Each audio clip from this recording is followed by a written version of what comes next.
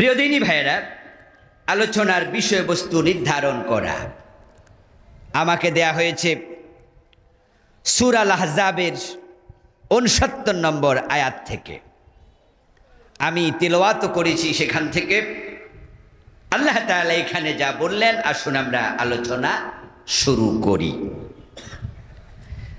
আল্লাহ তাআলা বললেন, ইয়া আইয়ুহাল্লাযীনা আমানু, ওহে তোমরা যারা ঈমান এনেছো, লা তাকুনু কাল্লাযীনা আদাউ মূসা, তোমরা তাদের মতো হইও না যারা নবী মূসাকে কষ্ট দিয়েছে। আমাদের নবীর নাম কি? মাশাআল্লাহ, সবাই বলুন কি নাম? মুহাম্মাদুর রাসূলুল্লাহ সাল্লাল্লাহু আলাইহি ওয়াসাল্লাম। আমরা তার উম্মত। আমাদেরকে আল্লাহ ডাক দিল ঈমানদারেরা, এর মানে নবী মুহাম্মাদের উম্মতেরা শোনো, মূসা নবীকে তার উম্মত যেমন কষ্ট দিছে তোমরা তাদের মতো হইও না, নবী মুহাম্মদকে তোমরা কষ্ট দিও না। আমার বন্ধু, মেয়ে যখন বিয়ে দেয়, কলিজার টুকরা মেয়েটা শ্বশুর বাড়িতে যায়, গিয়ে যদি মাকে মোবাইলে খবর দেয়, বাবারে জানায়, মাকে জানায়, আমি খুব ভালো আছি, আমার শাশুড়ি আমাকে মেয়ের মতো আদর করে, আমার শ্বশুর তো আমাকে রেখে খাবার টেবিলে বসে না, ও মা তোমার জামাই তো আমার চেহারা না দেখলেই পাগল হয়ে যায়, আমার ননদ, আমার যা, সবাই আমাকে হাতের তালুতে রাখতে চায়, সবাই আদর করে। যখন মা মোবাইলে খবর পায় তখন মায়ের কলিজাটা ভরে যায়, কারণ এটা মায়ের কলিজার টুকরা, সে যদি ভালো থাকে মাও ভালো থাকে। মা মোবাইলে এটা শুইনা কয়, বলিস কি ভাইয়া, তোরে এত আদর করে, এত ভালো তারা। এবার মা এই গল্প তার স্বামীর সাথে করে, অন্যদের সাথে করে, যে আমাদের রোকাইয়ারে বিয়ে দিছি, বাবারে সে তো সেখানে আছে রানীর হালাতে, খুশি। এবার বিপরীত দিকে যান, যদি মেয়ে ফোন করে মাকে জানায়, আমার শ্বশুর বাড়িতে আমার শাশুড়ি আমার সাথে দাজ্জালের আচরণ করে, তোমার জামাই আজকে সকালবেলায় কথায় কথায় একটু হালকা কথা কাটাকাটিয়েতে আমার চুলে ধরে একটা চর মেরে দিয়েছে, আমার শ্বশুর তো কাজের মেয়ের মতো আমাকে খাটায়, কথায় কথায় গালি দেয়। তখনই মা অপর প্রান্ত থেকে চোখের পানি ছেড়ে দেবে আর বলবে, বলিস কি রে, এত কষ্টে থাকিস কেমনে? আচ্ছা, মারে কি থাপ্পড় দিছে তো মার কান্দে কেন? মারে কি গালি দিছে তো মার চোখে পানি কেন? কারণ তো শুধু একটা, এ মেয়েটা মায়ের কলিজার টুকরা, সে যদি কষ্ট পায় মাও কষ্ট পায়। টোটাল মাখলুকাতের মাঝে আল্লাহর কাছে নবী মুহাম্মাদের সে প্রিয় কোনো মাখলুক আর নাই। রাসূলুল্লাহ সাল্লাল্লাহু আলাইহি ওয়াসাল্লামকে আল্লাহ এত ভালোবাসেন, এতই মহব্বত করেন, সম্মান দেন, আমার নবীর নাম আল্লাহ নিজের নামের পাশে রেখে দিয়েছেন। কালেমা যখন পড়ি তখন আল্লাহর নাম যেখানে শেষ, আমাদের নবীর নাম শুরু, লা ইলাহা ইল্লাল্লাহু মুহাম্মাদ, আল্লাহ শেষ, এবার মুহাম্মদ দিয়ে পরের অংশ শুরু। আল্লাহ কোরআনে বললেন, ওয়ারাফানা লাকা যিকরাক, ও নবী আমি যেমন মহান, আমি আপনার নামও আপনার স্মরণকেও উচ্চকিত করেছি। আমার নাম যেখানে উচ্চারণ হবে আপনার নামও সাথে সাথে উচ্চারণ করতে আমি বাধ্য করেছি। তাই কালেমা বলেন, আজান বলেন, যেখানে আমরা আল্লাহর নাম বলি সেখানে পরে পরেই দেখবেন রাসূলের নাম আল্টিমেট এসে যাচ্ছে। আল্লাহ উনাকে এত ভালোবাসেন, আল্লাহ নিজের নামের ডিজাইনের সাথে নবী মুহাম্মাদের নামের ডিজাইন বানালেন। আল্লাহর মাঝে অক্ষর 5টা, মুহাম্মাদের মাঝে অক্ষর 5টা। আল্লাহ নামের মাঝখানে তাসদীদ, মুহাম্মদ নামের মাঝখানেও তাসদীদ।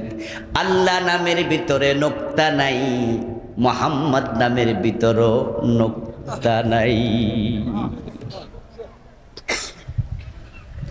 প্রিয় নবীকে আল্লাহ এতটাই সম্মান দেন, কোরআন মাজিদে আল্লাহ তাআলা অনেক নবীকে নাম ধরে ধরে ডেকেছেন বিভিন্ন প্রয়োজনে, কিন্তু আমাদের নবীকে যখনই ডেকেছেন তখনই ইয়া আইয়ুহান নবী, ইয়া আইয়ুহার রাসূল, ইয়া আইয়ুহাল মুজাম্মিল, ইয়া আইয়ুহাল মুদ্দাসসির উপনামে সুন্দর সুন্দর সিফতে ডেকেছেন। ইয়া মুহাম্মদ বলে নাম ধরে একবারও ডাকেন নাই। অথচ কোরআন পড়লে দেখবেন আল্লাহ বলছেন, ইয়া আদম উসকুন আনতা ওয়া যাওজুকাল জান্নাহ, ইয়া আদম, ও আদম, নাম ধরে ডাকলেন।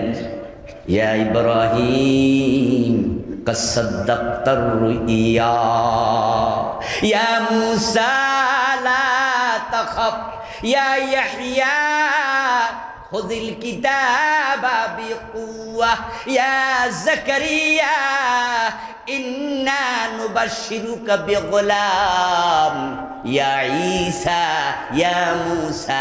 এভাবে নাম ধরে ধরে সব নবীকে ডাকলেন, কিন্তু ইয়া মুহাম্মদ একবারও বলেন নাই। আল্লাহ কোরআনে নিজের পরিচয় দেন, আমি হলাম রব্বুল আলামিন, আর আমার নবীকে আমি বানালাম রাহমাতুল লিল আলামিন। মা তার মেয়ে শ্বশুর বাড়িতে কষ্টে আছে শুনলে মন খারাপ করে, কষ্ট পায়, কারণ মা তার মেয়েটাকে ভালোবাসে। এবার বলুন তো, উম্মত যদি নবী মুহাম্মদকে কষ্ট দেয়, আরশের মালিক আল্লাহ কি কষ্ট পান না? এজন্য আল্লাহ তাআলা সূরা আল আহজাবের আয়াতে বলছে, ও ঈমানদারেরা, নবী মূসার মতো তোমরা আমার নবী মুহাম্মদকে কষ্ট দিও না। নবী মূসাকে তার উম্মত বড় কষ্ট দিয়েছে। এবার আল্লাহ তাআলা বলছেন, এই কষ্ট দেওয়ার পরে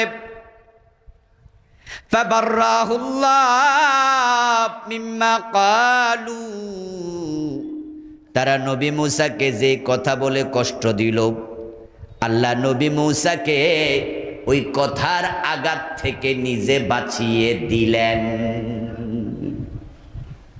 নবী মূসাকে আল্লাহ ভালোবাসে না? জবাবটা সুন্দর হইল না রে? এই কি নবী মূসার লগে কোনো শত্রুতা আছে নাকি? নবী মুহাম্মদকে যেমন আমরা সম্মান করি, নবী মূসাকেও করি, ঠিক কি না? নবী ঈসাকেও করি, সব নবীকে করি। এটা ইসলামের সৌন্দর্য, এটা ইসলামের ডাইভার্সিটি, ইসলামের বিউটি, এটা আমাদের উদারতা। ইসলাম আমাদেরকে শিখিয়েছে যে আমরা সব নবীর প্রতি সমান ঈমান লালন করি। তিলকার রাসূল ফাদ্দালনা বা'দাহুম আলা বা'দ। আল্লাহ কোরআনে বলছেন, রাসূলদেরকে আমি একজনের উপর আরেকজনকে শ্রেষ্ঠত্ব দিয়েছি, কিন্তু আবার আমাদের ব্যাপারে বলছেন লা নুফাররিকু বাইনা রাসূলি।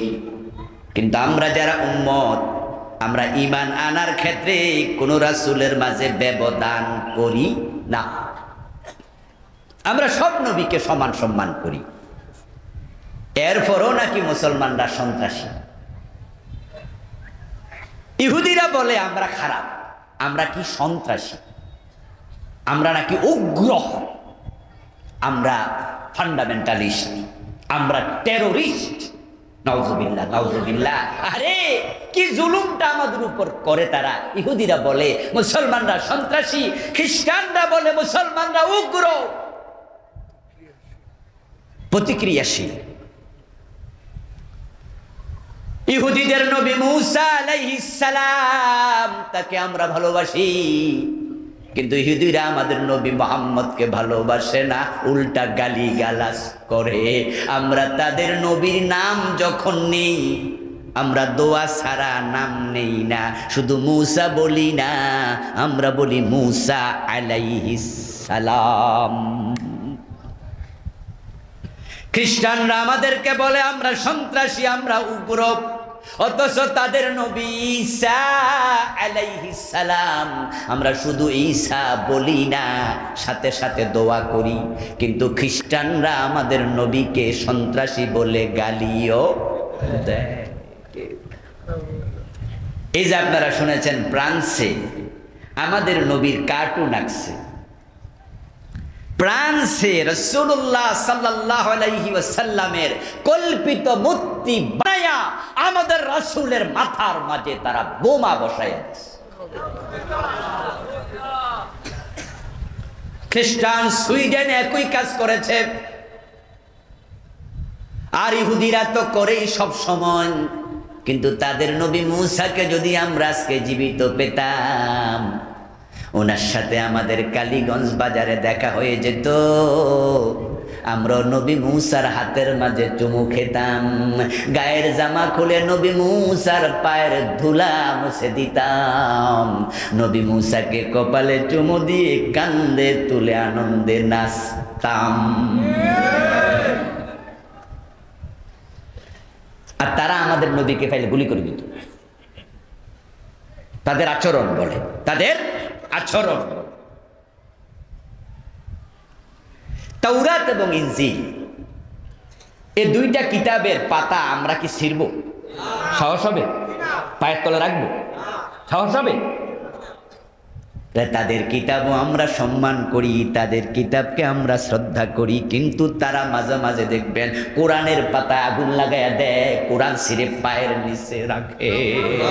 এরপর তারা কয় আমরা নাকি উগ্র। কি মাজলুম আমরা। ঠিক বাংলাদেশে গত 15 বছর যা ছিল, হুজুররা কি সন্ত্রাসী, হুজুররা কি জঙ্গি, হুজুররা কি এই, হুজুররা সেই। অথচ আপনারাই তো সাক্ষী, এদেশে যত ভালো মানুষ আছে যারা শান্তিপ্রিয়, তাদের ভিতরে আলেম ওলামারা আছে না নাই?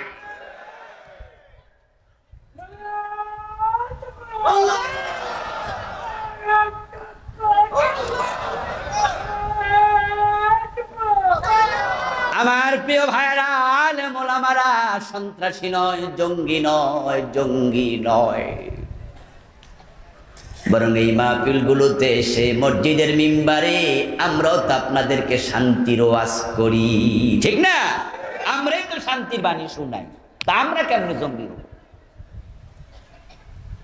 মাজলুম আমরা, মাজলুম।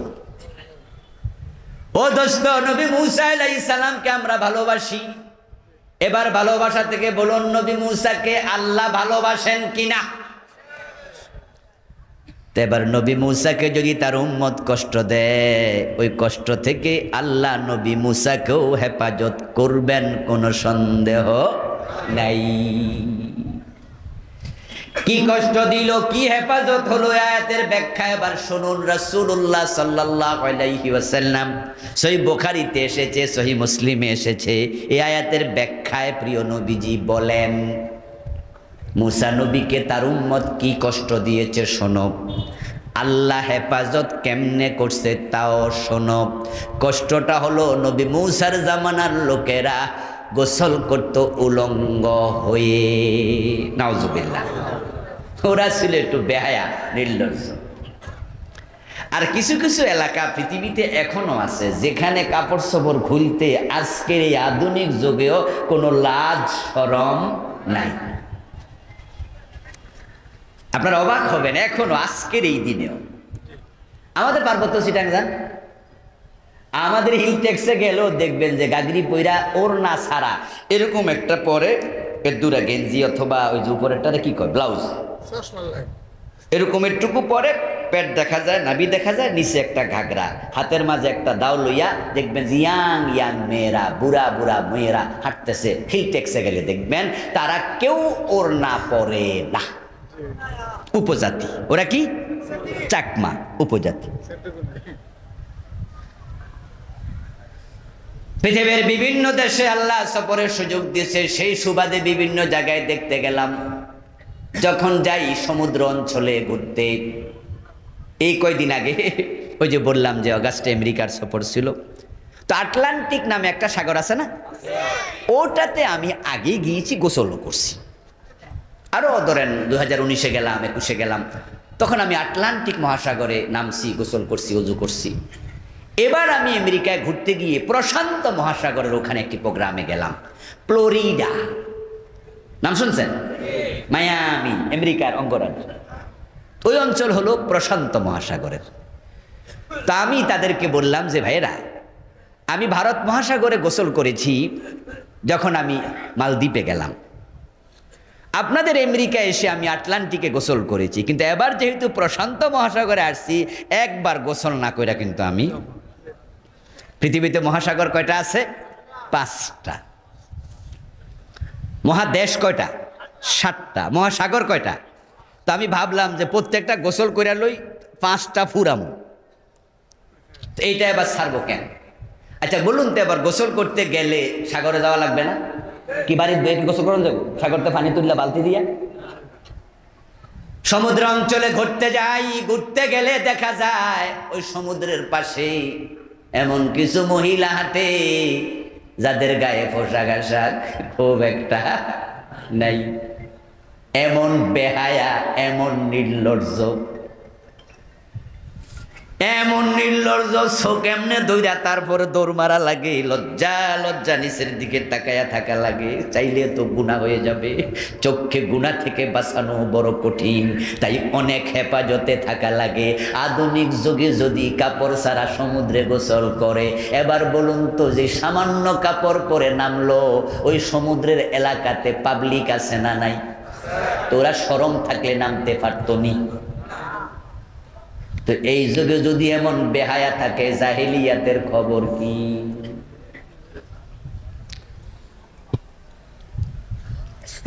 আপনার আফ্রিকা অঞ্চলে এখনো কিছু কালো অঞ্চল আছে, কালো মানুষের, ও দেশের মহিলারা এখনো ঘাগড়ি পরে আর গাছের লতা পাতা দিয়া কাপড় বানায়। পুরুষরা 100% লম্বা। আজকের এই দিনে এত অসভ্য। তাহলে নবী মুসার যুগের খবর এবার মনে হয় একটু হালকা হালকা লাগবে, অসুবিধা নাই তো এবার? আচ্ছা, তো মুসা আলাইহিস সালামের যুগের লোকেরা উলঙ্গ গোসল করত। সহিহ বুখারীর একটা হাদিস শোনাই মাঝখান দিয়ে, রাসূলুল্লাহর বয়স 37, কোন কোন রিওয়ায়াতে পাওয়া যায় 35। নবুয়তের 5 অথবা 7 বছর আগের ঘটনা বলছি। আল্লাহর হাবিবের আত্মীয় স্বজনেরা সিদ্ধান্ত নিল কাবা শরীফ পুনর্নির্মাণ করবে। কাবার ওয়াল ভেঙে গেছে, তাই নতুন করে বানাবে। সিদ্ধান্ত মোতাবেক ওনারা কাবা বিনির্মাণের জন্য পাথর সংগ্রহ করছে, ইট সংগ্রহ করছে। এখন একটু দূরে এনে রেখেছে, পাথর ইট আছে একটু দূরে, এগুলো কান্দে করে করে কাবার পাশে এনে রাখতেছে। ওই কাজে নবী মুহাম্মদ সাল্লাল্লাহু আলাইহি সাল্লাম নিজে অংশগ্রহণ করেছেন। আল্লাহর হাবিব নিজে কান্দে করে করে পাথর আনতেছে। রাসূলুল্লাহর সাথে আছে ওনার চাচা আব্বাস রাদিয়াল্লাহু তাআলা আনহু, রাসূলের বয়সে 2 বছরের সিনিয়র, আপন চাচা। আল্লাহর হাবিবের বয়স যদি 35, তাহলে আব্বাসের বয়স কত? রাসূলের বয়স যদি 37, আব্বাসের বয়স কত? 39, 2 বছরের বড়।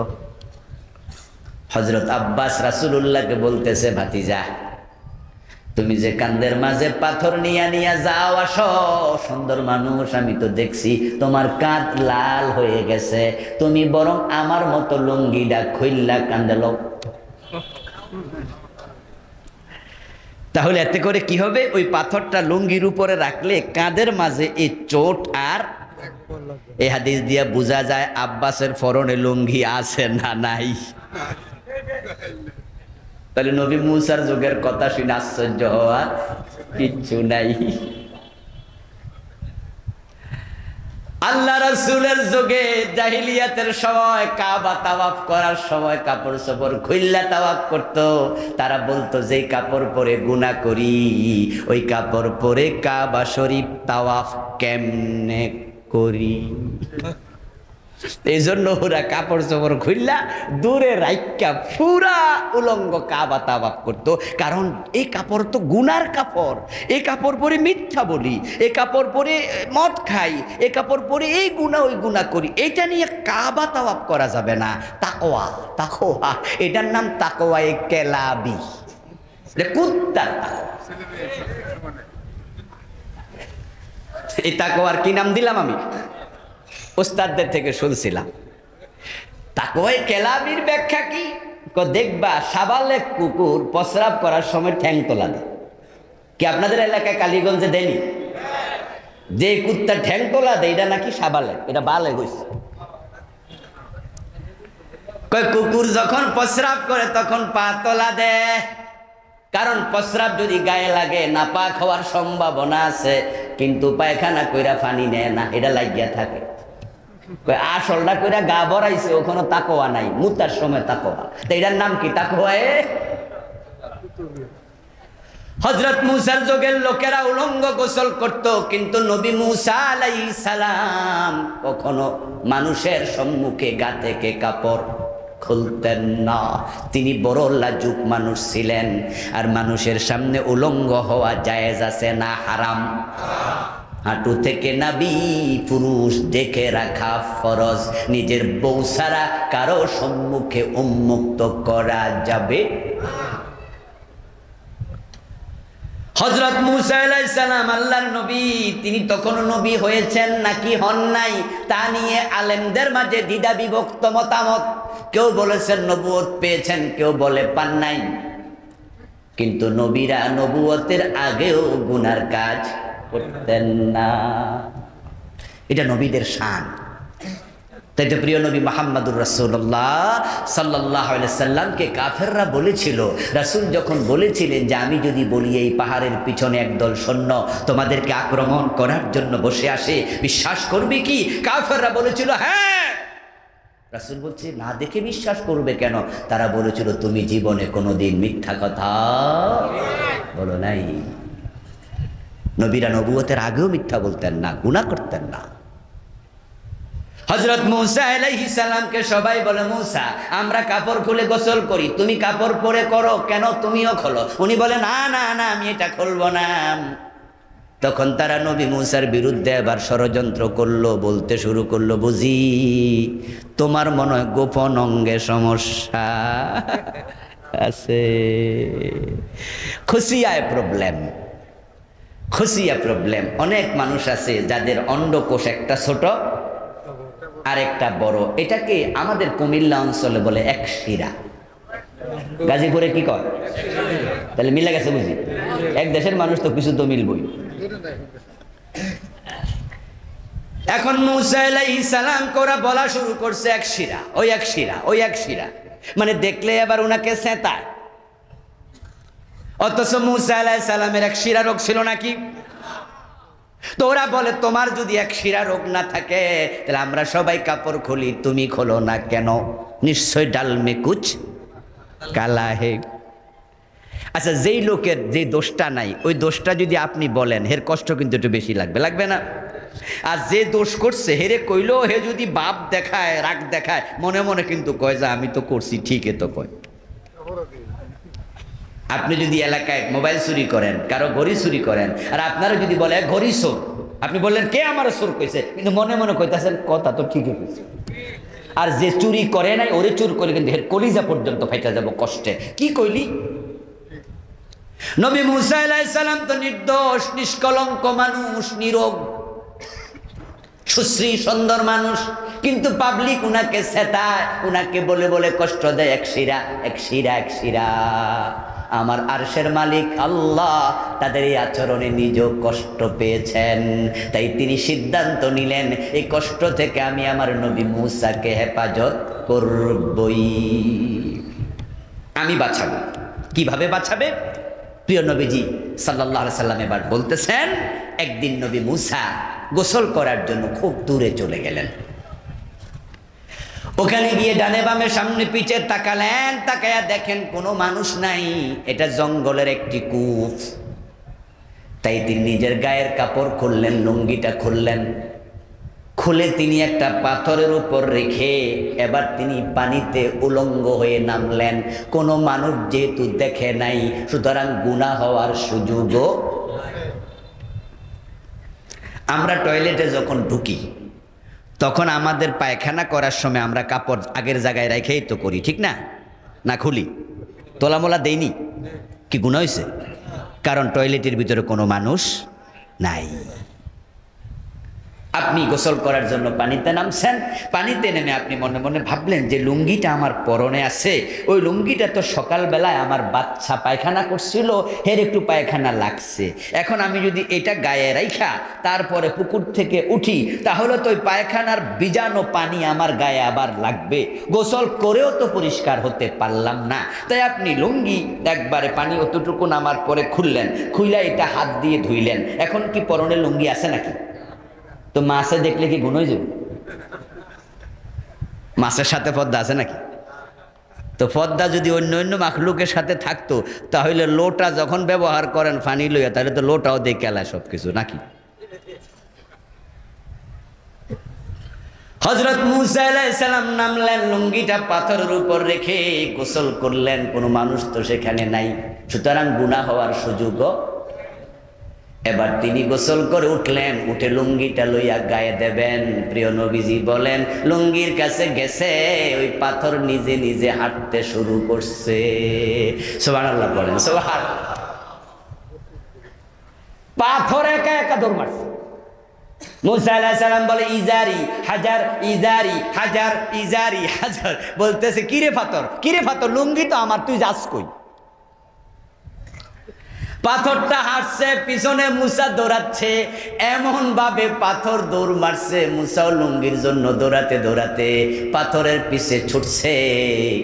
যেই লোকেরা নবী মুসাকে দেখলে বেশি চেতাইতো, ওরা এক জায়গায় বৈশা 4-5 জন গল্প করতেছে, পাথর ঠিক তাদের সামনে গিয়ে থামছে। মুসা আলাইহিস সালামের গায়ে কি কাপড় আসেনি? এক কথা বলেন, আসেনি? এখন হেরা তো তাকাইয়া দেখছে, আরে মুসার তো কোনো এক্সিরা নাই। এবং তার আশ্চর্য হয়েছে, কিরে পাথর নিজে নিজে এরকম হাঁটতে কোনোদিন তো আর দেখি নাই, যে মুসা পাথরের পিছে দৌড়ায় আর পাথরের উপরে মুসার লুঙ্গি। মুসা আলাইহিস সালাম দৌড়াতে দৌড়াতে পাথর পাইলেন, সেখানে লোকজন বসে আছে, যেখানে পাথর থামলো উনি তাড়াতাড়ি লইয়া কাপড় পরলেন, আর তারা দেখে ফেললো মুসা নীরব, কোনো অসুবিধা নাই। তখন তারা মুসা নবীকে আর এই কথা বলে চেতাইতো না। আল্লাহ বলে, আমি নিজে মুসাকে বাঁচাই দিছি। সুবহানাল্লাহ।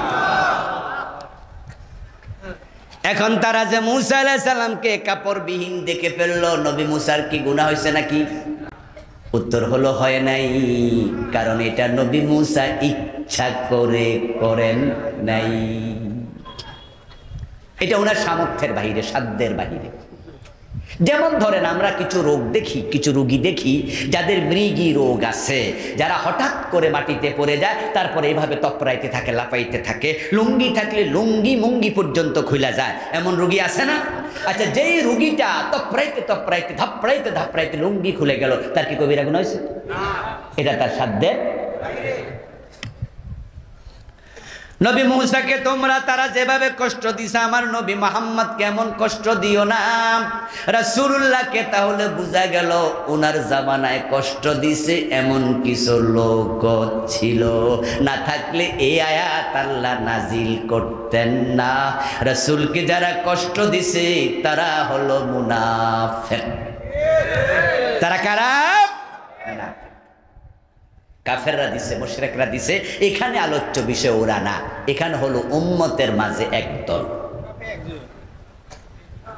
রাসূলুল্লাহ সাল্লাল্লাহু আলাইহি ওয়াসাল্লামের বিরুদ্ধে কথা বলে মুসলমানের সন্তান এমন বাংলাদেশেও আছে না নাই? তাসলিমা নাসরিন হে তো ঘোষণা দিয়া কয়, তাসলিমা নাসরিন তো ঘোষণা দিয়া কয়, এজন্য আমরা ওরে মুনাফেক বলি না, তাকে বলি নাস্তিক। সে মুরতাদ। সে বলেই যে আমি মোহাম্মদ মানি না, আমি আল্লাহ মানি না, রাসূল মানি না, বলেন নাউজুবিল্লাহ। সে বলে যে আমি মানি না, তাই সে মুসলমানের সন্তান। মানি না বললো আমরা মুনাফেক বলবো না, তাকে বলি তুই নাস্তিক, তুই মুরতাদ।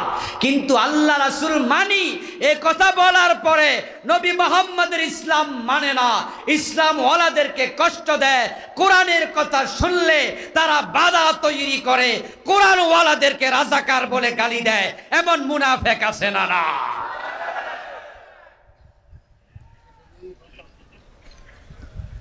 আমাদের বাংলাদেশে অভাব নাই। রাসূলুল্লাহ সুন্নাহ মুখে আছে, তাই দাড়িওয়ালা ছেলের কাছে মেয়ে বিয়ে দেবে না, এমন শ্বশুর আসেনি? তো রাসূলের সুন্নাহকে যদি না মানো, এটা কি রাসূলকে মানা হলো? উনার সুন্নাহ দেখে কটাক্ষ করো, স্বয়ং রাসূলকেই কটাক্ষ করা হলো। এই মুন্সি, এই মুন্সি, এই বলবি, আমি শুনেছি মোল্লা মৌলবি মুন্সি এরকম কথা বলে, হ্যাঁ করে বলে। আস্তাগফিরুল্লাহ। আমার মাদ্রাসার পাশে, আমি ঢাকায় একটা কামিল মাদ্রাসায় পড়াই, আমার মাদ্রাসার পাশে একটা হোটেল আছে, ওখানে মাঝে মাঝে নাস্তা পানি করি। একবার দেখলাম যে হোটেল বয় তাকে অন্য আরেক হোটেল বয় বলতেছে এই মুন্সি, এই মুন্সি। তাকে কেন জানি ডাকছে, আর সে কয় জি জি আসতেছি ভাই। তাদের কাজ শেষ। একটু পরে আমি ওই ছেলেটাকে ডাকলাম, কাছে নিয়ে বললাম তোমাকে মুন্সি বলে কেন? তুমি কি মাদ্রাসায় 2 ক্লাস পড়ছো নাকি? আমাদের দেশে যারা 2 ক্লাস করে ওরা কয় মুন্সি, আর একটু বেশি বললে কয় মৌলবি, টাইটেল পাস করলে কি কয় মাওলানা। আমি ভাবছি হয়তো মনে 2 ক্লাস পড়ছে। তা আমি ওরে বললাম মাদ্রাসা কি 2 ক্লাস পড়ছো? ও বলে না হুজুর, মাদ্রাসা তো কোনোদিন পড়ি নাই।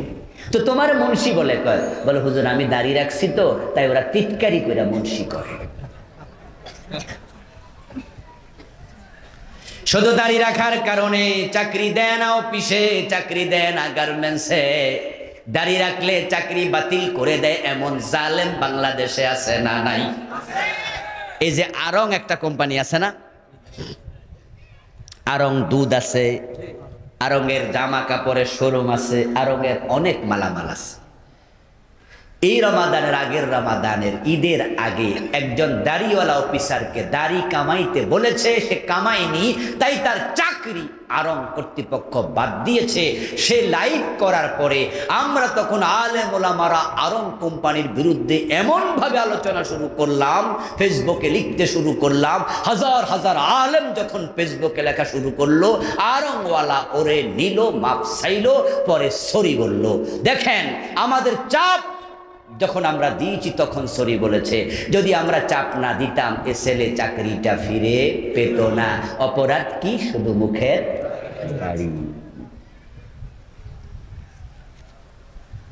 ও দোস্ত, রাসূলের সুন্নাহর বিরুদ্ধে কথা বলো, রাসূলকে কষ্ট দেয়া হয়। রাসূলের রেখে যাওয়া ইসলাম কোরআনের বিরুদ্ধে যখন অবস্থান নেও, রাসূলকে কষ্ট দেয়া হয়। আমার আল্লাহ বলছে, ও উম্মতেরা, ও ঈমানদারেরা, আমার নবী কষ্ট পায় এমন কোনো কাজ করা যাবে না। ইয়া আইয়ুহাল্লাযীনা আমানুত্তাকুল্লাহা ওয়া কুলু কাওলান সাদীদা। পরের আয়াতে আল্লাহ বলো, ও মুমিনেরা আরেকটা কথা শোনো, তোমরা আল্লাহকে ভয় করো, আর যখন কথা বলবে তখন ন্যায় সঙ্গত কথা বলো।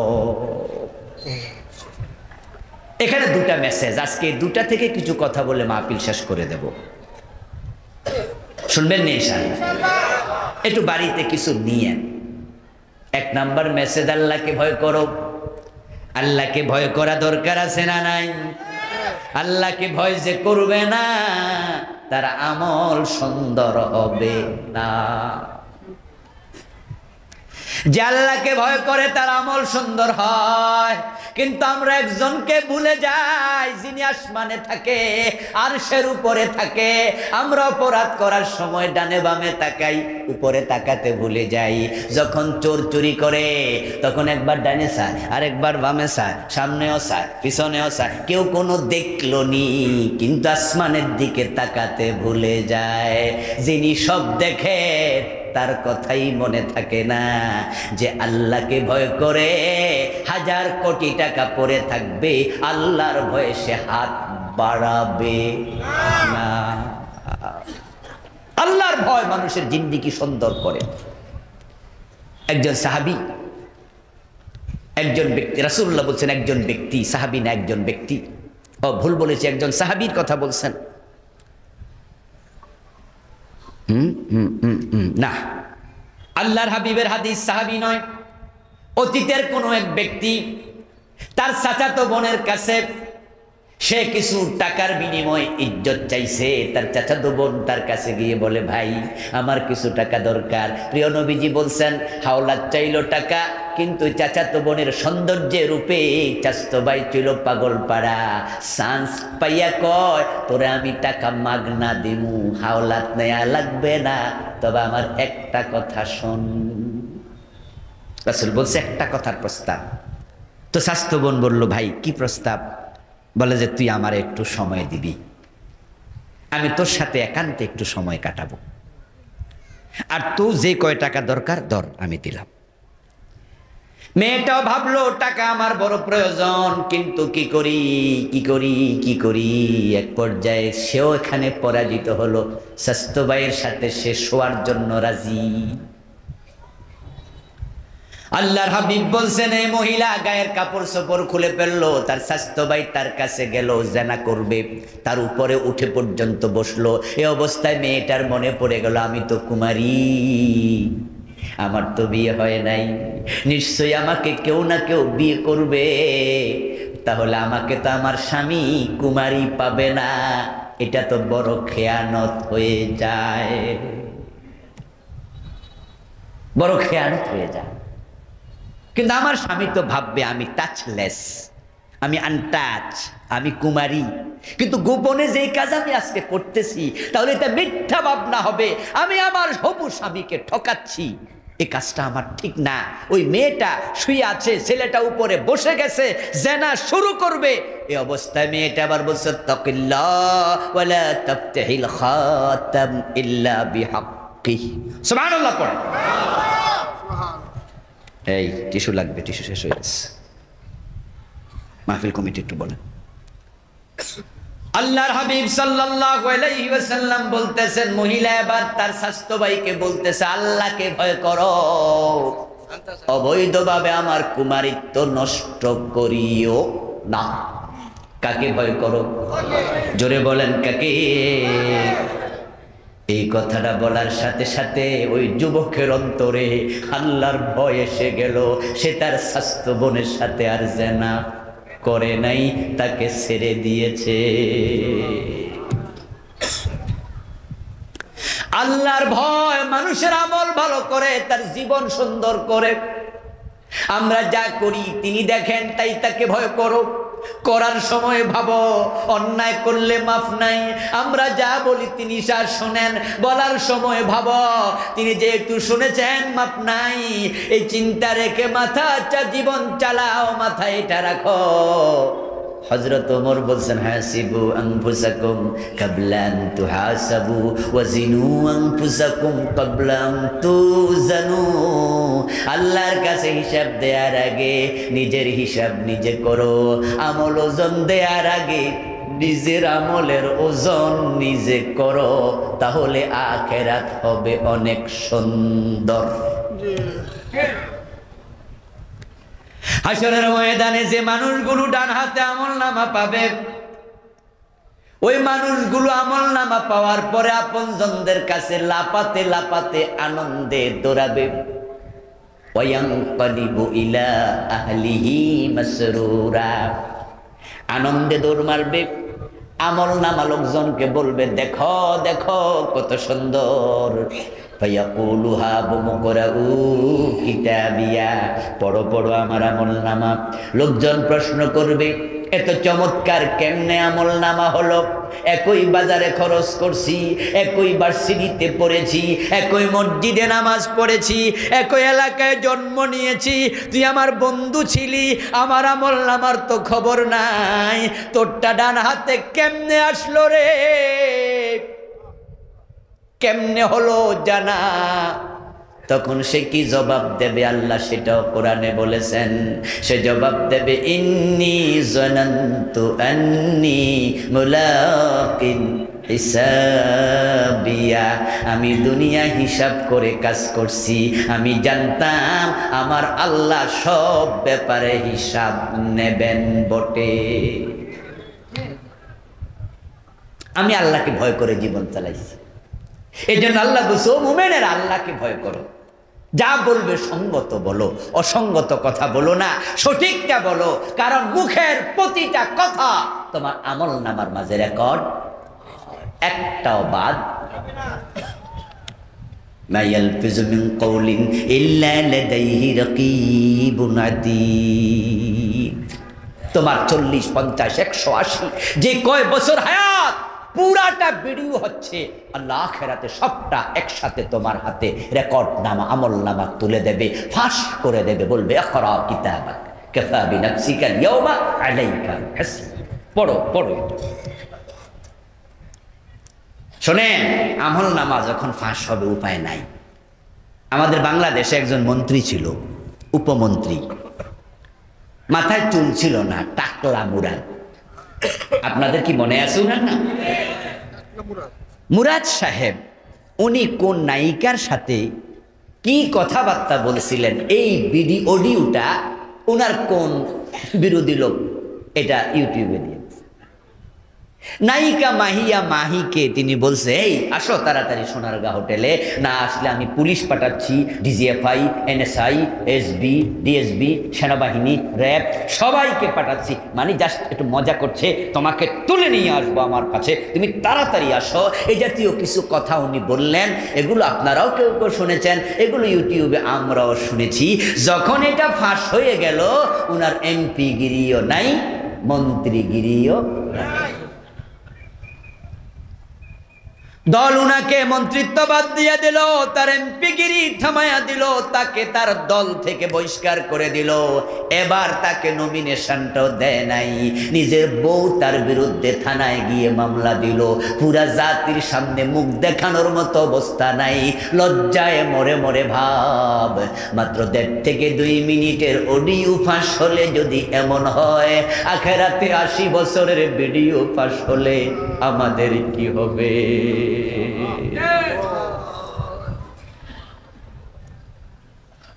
আমাদের কি? এই জন্য আল্লাহ বলছে, মুত্তাকি হও, মুত্তাকি হও, মুত্তাকি হও। রাসূলুল্লাহ সাল্লাল্লাহু আলাইহি ওয়াসাল্লাম মুত্তাকি হওয়ার জন্য হাদিসে অসংখ্য জায়গায় বিভিন্নভাবে বলেছেন। আর যে ব্যক্তি আল্লাহকে ভয় করে, আল্লাহ তাকে এত ভালোবাসে, তিনি কোরআনে বলেছেন, ইন্না আকরামাকুম ইনদাল্লাহি আতকাকুম, তোমাদের মাঝে যার তাকওয়া যত বেশি, আল্লাহর কাছে তার সম্মান তত বেশি। আপনার আমার স্টেজ নির্ধারিত হবে তাকওয়ার ভিত্তিতে। যার তাকওয়ার মান যত উপরে, তার সম্মান বেশি। হতে পারে আপনার গাড়ির ড্রাইভার, হতে পারে রিক্সাওয়ালা, হতে পারে আপনার অফিসের পিয়ন, আপনার বাসার দারোয়ান, তার সাথে আল্লাহর সম্পর্ক ভালো, সে আল্লাহকে ভয় করে পাপাচার করে না। আপনি লাখ টাকা বেতন পান, আপনাকে সে দেখলে দাঁড়িয়ে সালাম দেয়, আপনার চা আগায়া দেয়, কিন্তু হতে পারে তার অবস্থান আল্লাহর কাছে আপনার চেয়ে অনেক উপরে।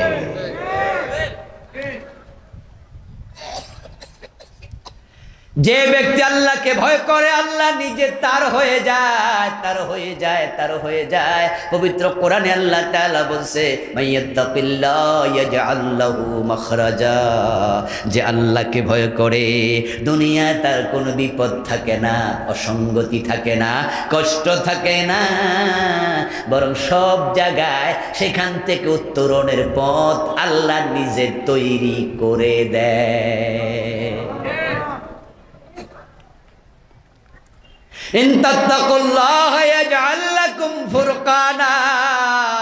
আরে কেত আল্লাহ বলেন, তোমরা যদি আল্লাহকে ভয় করো তাহলে আল্লাহ তোমাদের ফুরকান দেবেন। ফুরকান মুত্তাকি হওয়ার মাঝে এটা সেরা পুরস্কারের একটা, সেটা হলো যে আল্লাহকে ভয় করে আল্লাহ তাকে ফুরকান দেয়। ফুরকান কি? কোরআনের আয়াত। ইন তাত্তাকুল্লাহ, যদি তোমরা আল্লাহকে ভয় করো, ইয়াজআল লাকুম ফুরকানা, আল্লাহ তোমাদেরকে ফুরকান দেবেন। ফুরকান হলো আল ফারিকু বাইনাল হাক্কি ওয়াল বাতিল। আল্লাহ মুত্তাকিকে এমন ইলম দেয়, এমন বুঝ দেয়, যার মাধ্যমে সে হক এবং বাতিল চিনতে পারে। অনেক বড় উপহার এটা, অনেক বড় উপহার, অনেক বড় নিয়ামত হক চিনতে পারা। কারণ বাংলাদেশে আমি এমন বড় আলেম দেখেছি, কিতাবের পৃষ্ঠাগুলো হাসিয়া শুদ্ধ মুখস্থ, কিন্তু ভণ্ড পীরের মুরিদ হয়ে বসে আছে। এই যে বাইতুল মোকাররমে একজন খতিব ছিল, মাওলানা সালাউদ্দিন হুজুর, আগে নাম বলে দিস কারণ চিন্তাবিদরা জানে। উনি ঢাকা আলিয়া মাদ্রাসা হেড মুহাদ্দিস ছিলেন, অনেক বড় আলেম ছিলেন। মাওলানা সালাউদ্দিন আটরশির পীরের কাছে মুরিদ হয়েছে। আপনি এবার ভাবেন, ওই একজন পিছনে কয়ার কোনো জায়গা পাইল না। আসলেও আটরশি দরবারে আমি গত বছর গিয়েছিলাম, দেখে আসি সুযোগ পাইলে।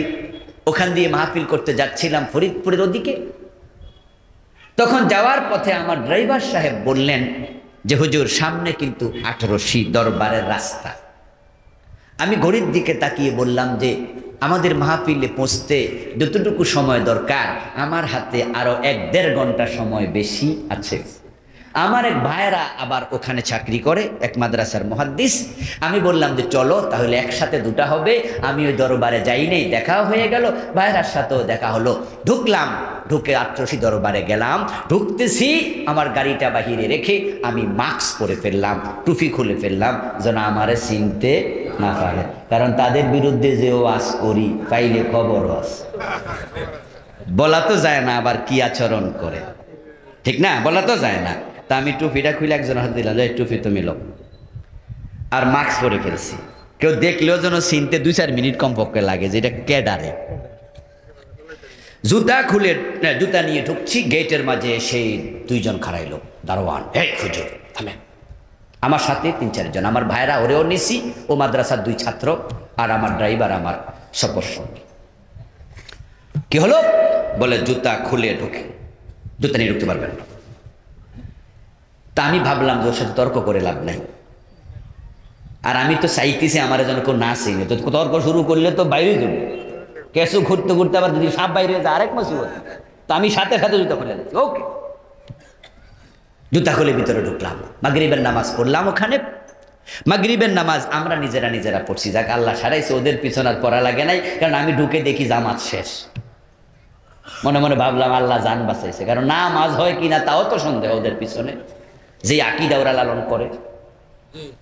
মাগরিবে সালাম ফিরালো, সালাম ফিরিয়ে দেখি সবাই এদিকে ফিরে বসলো, পূর্ব দিকে ফিরে। পশ্চিম দিকে নামাজ পড়া তারা ঘুরে এদিকে বসছে।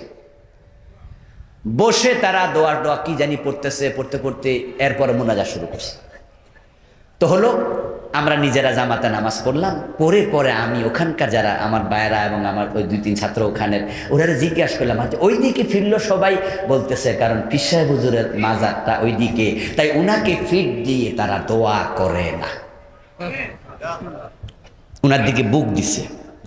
আচ্ছা, ওনাদের সম্মান করছে, করুক গা, এটা শরীর কোনো অসুবিধা আছে মনে করি না। হয়তো বাড়াবাড়ি এ সম্মান দরকার ছিল না, তো বাড়াবাড়ি সম্মান দিছে, কিন্তু এতেই গুনাহ হয়ে গেছে তা না। কিন্তু আমার কাছে একটু বিরক্ত লাগছে, এমন দরকার কি? আচ্ছা হলো, এবার নামাজ শেষ করে ঘুরতে বাইর হলাম, তা আমারে নিল ওনার মাজারে, যে পীর মরে গেছে, উনার কবরে গিয়ে দেখি দুজন সেজদায় পড়ে আছে, একবার উপরে সেজদা পড়ে আছে।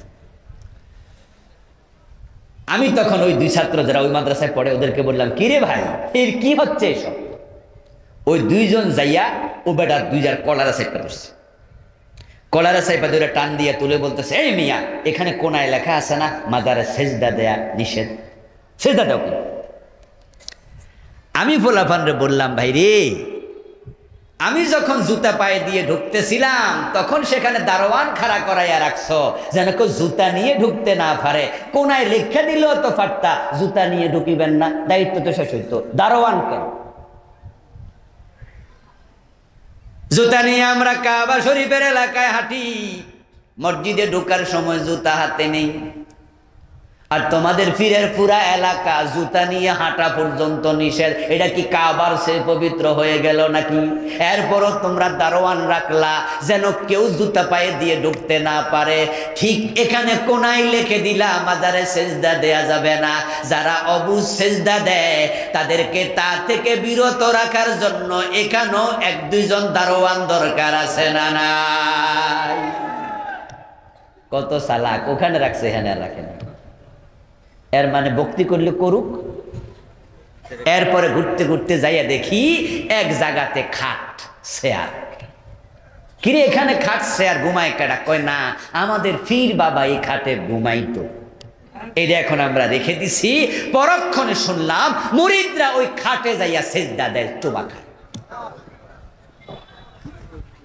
যেই দরবারে খাট পূজা হয়, চেয়ার পূজা হয়, যেখানে আমার দু চোখ সাক্ষী সেজদা দিচ্ছে, ওখানে সালাউদ্দিনের মতো এত বড় আলেম, বাইতুল মুকাররমের খতিব, উনি মুরিদ হয়। ঘটনা কি?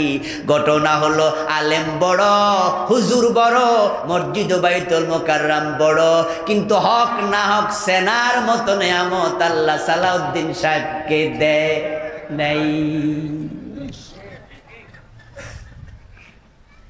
ও দোস্তরা, এই যে আপনাদের শোলাকিয়া একটা বড় ঈদগাহ আছে, আসেনি?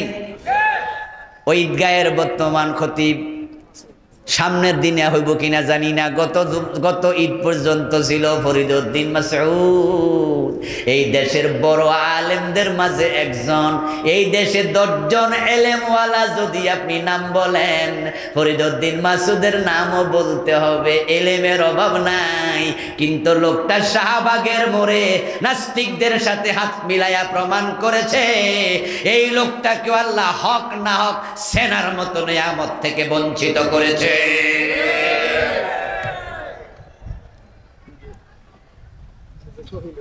গত পতিত স্বৈরাচার এই সরকারের যে কয়জন হুজুর ছিল দালাল, তার মাঝে মাসুদ সাহেব একজন, এই সরকারের দালাল। আরেকজন তো শেখ হাসিনারে জান্নাতে দিয়ে দিছে, দিছিনি কইছে যে আপনি একজন জান্নাতি। ও দোস্ত আমার, দেখান কোনটা হক কোনটা না হক অনেক আলেমও চিনতে পারে না। আর কিছু রিক্সাওয়ালা আছে, ঠেলাওয়ালা আছে, দিনমজুর আছে, 5 পাস মেট্রিক পাস আছে, যারা জালেমদের পক্ষে যেতে রাজি হবে না, প্রয়োজনে জীবন দিতে রাজি হয়ে যাবে। কোরআনের পক্ষে জীবন দেয় এমন অশিক্ষিত লোকও আছে। আল্লাহ তাকে তার তাকওয়ার কারণে হক বুঝার তৌফিক দিয়া দিছে।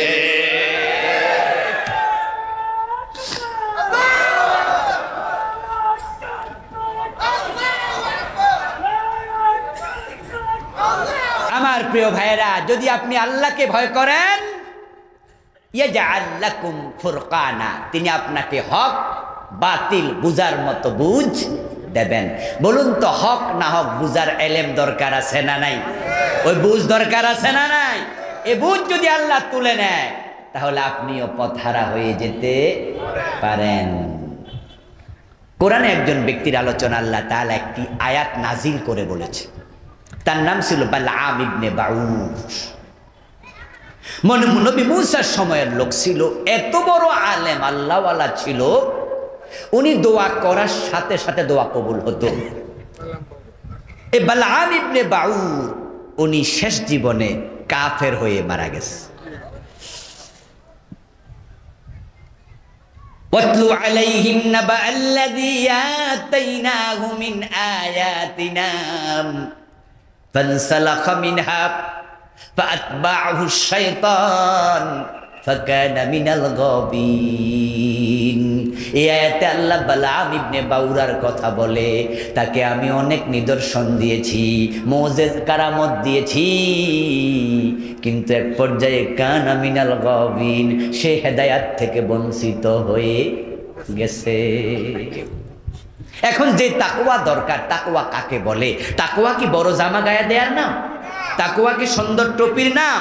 তাকওয়া কি 7 হাত লম্বা পাগড়ির নাম? না না না। তাকওয়া শব্দের অর্থ হলো খোদাভীতি, অন্তরে আল্লাহর ভয়। তাকওয়া মানে হচ্ছে ন্যূনতম যেটা, তাকওয়ার 3টা ক্লাস, 3টা শ্রেণী আছে। 1 নাম্বার যেটা, ক্লাস 1 যেটা, স্টেজ নাম্বার 1, মাত্র প্রথম তাবাকা, শিশু শ্রেণী, সেটা হচ্ছে তারকু মা হারামাল্লাহ ওয়া আদাউ মা ইফতারাদাল্লাহ। তাকওয়া মানে হচ্ছে আল্লাহ যা ফরজ করেছেন আঁকড়িয়ে ধরো, যা হারাম করেছেন পরিত্যাগ করো। যে ফরজ ছেড়ে দেয়, যে হারাম করে, তার ভিতরে তাকওয়া নাই নাই নাই। ওমর ইবনে আব্দুল আজিজ রাহিমাহুল্লাহ বলেছেন, লাইসাত তাকওয়া বিকিয়ামিল লাইল ওয়ালা বিসিয়ামিন নাহার ওয়ালাকিন্নাত তাকওয়া তারকু মা হারামাল্লাহ ওয়া দাউ মা ইফতারাদাল্লাহ। দিনের বেলায় রোজা রাখা তাকওয়া নয়, রাতের বেলায় তাহাজ্জুদে দাঁড়িয়ে থাকা তাকওয়া নয়। তাকওয়া হলো হারাম করা যাবে না, ফরজ ছাড়া যাবে না। সুদে টাকা লাগায় এমন লোক মুত্তাকি নয়। তার টুপি যত সুন্দর হোক, দাড়ি যত লম্বা হোক, সুদখোর মুত্তাকি না। গোশ খায় মুত্তাকি না। নামাজ ঘাটতি করে মুত্তাকি না। বউ পর্দা করে না মুত্তাকি না। মেয়ে পর্দা করে না মুত্তাকি না। যারা হারামের সাথে জড়িত মুত্তাকি হতে পারে না। দ্বিতীয় স্তর হলো হিফজুন নাফস মিম্মা ইউসাম। গুনাহ হতে পারে এমন কোনো কাজ করা যাবে না, সগীরা হোক সেটাও করা যাবে না। এটা হলো দ্বিতীয় শ্রেণীর তাকওয়া। আর চূড়ান্ত তাকওয়া তারকু মা লা বাস বিহি হাদারান লিমা বিহি বাস। গুনাহ হতে পারে এমন কাজও করা যাবে না।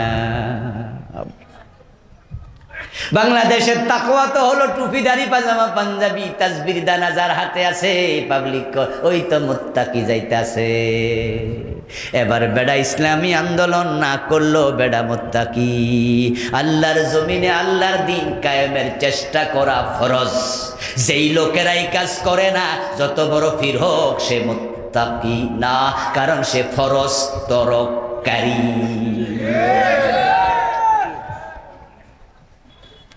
কথাটা আবার বলতেছি, যারা বুঝেন তারা একটু জবাব দেবেন। আল্লাহর জমিনে আল্লাহর দ্বীন কায়েম করার আয়াত, অর্ডার কোরআনে আছে না নাই? আন আকিমুদ্দীনা ওয়া লা তাতাফাররাকু ফিহি। আকিমুস সালাহ, নামাজ কায়েম করো। আকিমুদ্দীন, দ্বীন কায়েম করো। একই অর্ডার দিয়েছেন কে? আওয়াজ দিয়ে বলুন তো, নামাজ কায়েম করা নফল না ফরজ? তো একই শব্দ যদি আকিমুদ্দীন হয়, ওইটা বুঝি ফরজ না? তো যেই লোক নামাজ ছাইরা দেয় হে কি মুত্তাকি?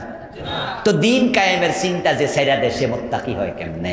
এই আয়াতের আলোকে অসংখ্য পীর, অসংখ্য টুপিওয়ালা, নামাজি, দাড়িওয়ালা, তাদের নাম মুত্তাকিদের তালিকা নাই নাই নাই।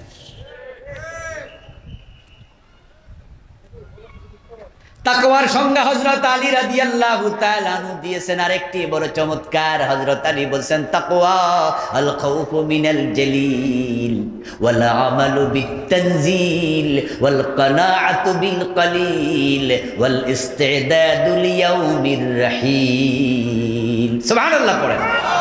চমৎকার সংজ্ঞা হযরত আলী দিয়েছেন। তাকওয়া মানে হচ্ছে আল খাউফু মিনাল জালিল, মহান রবকে ভয় করা। আল্লাহকে ভয় করে কোনো গুনার কাজ করা যাবে না, কোনো ফরজ তরক করা যাবে না, এটা এক নাম্বার। ওয়াল আমালু বিতানজিল, আলী বলেন তাকওয়া হলো এ কোরআন এখানে যা করতে বলেছে করো, যা ছাড়তে বলেছে ছাড়ো, কোরআন অনুযায়ী আমল করো। চোর ধরে হাত কাটো, এই কথাটা কোরআনে আছে না নাই? এ বিষয়ে আপনার ভূমিকা কি? আলী তো বলে কোরআনে যা আছে আমল করো। নবী মুহাম্মদ বলেছেন আমার মেয়ে ফাতেমা চুরি করলে আমি তার হাতটাও কেটে দেব। অথচ নবীর উম্মত হাত কাটার ব্যাপারে কোনো চিন্তাই নাই, বরং যে হুজুর রাসূলের হাত কাটার ওয়াজ করে ওদেরকে উল্টা অমুক দলের সদস্য বলে টিটকারি দেয়। রাসূলুল্লাহ সাল্লাল্লাহু আলাইহি ওয়াসাল্লাম আমাদের শিখিয়েছেন মদ পান করলে 80 বেত দিতে হবে। হযরত ওমর তো তার ছেলেকেও ছাড় দেন নাই, এখন 80 বেতের আইনের খবর কি? এ বিষয়ে আপনার ভূমিকা কি? এ কোরআনে তো আছে আল্লাহ শিখাইছে ওয়াজআলনি মিন লাদুনকা সুলতানান নাসীরা, আল্লাহ তুমি আমাকে রাষ্ট্র ক্ষমতা দাও। এখন রাষ্ট্র ক্ষমতার জন্য আপনি দোয়া করছেন কয়দিন? তো রাসূলকে আল্লাহ দোয়া শিখায়, রাসূল দোয়া করে, রাসূলকে আল্লাহ রাষ্ট্র ক্ষমতা দিয়ে প্রেসিডেন্টও বানাইছে, 10 বছর মদিনা রাসূল কোরআন দিয়ে চালাইছে। এখন আপনি জীবনও রাষ্ট্র ক্ষমতার জন্য দোয়া করেন নাই, বরং রাষ্ট্র ক্ষমতা যারা চায় ওদেরকে গদি চায় বলে টিটকারি দিয়েছেন। তো রাসূল নিজে তো আল্লাহর কাছে গদি চাইল, ওয়াজআলনি মিন লাদুনকা সুলতানা, আপনি আমাকে ক্ষমতা দেন, রাষ্ট্র ক্ষমতা।